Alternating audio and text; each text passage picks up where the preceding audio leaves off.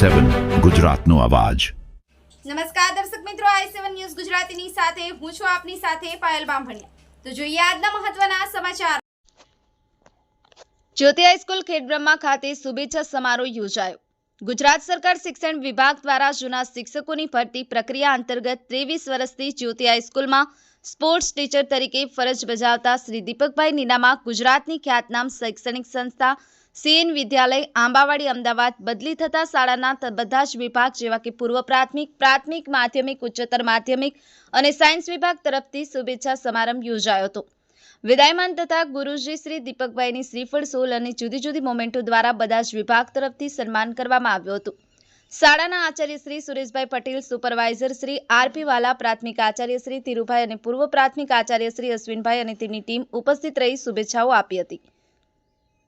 સન્માનના પ્રત્યુત્તરમાં શ્રી દીપકભાઈ નીનામાએ શાળાના મેનેજમેન્ટ અને આચાર્ય શ્રી સુરેશભાઈ પટેલ અને શાળા પરિવારનો હૃદયપૂર્વક આભાર માન્યો હતો। કાર્યક્રમ અંતે સમૂહ ભોજન આપવામાં આવેલ। Bureau chief Hasmukh Prajapati, i7 news Gujarati, Sabarkantha.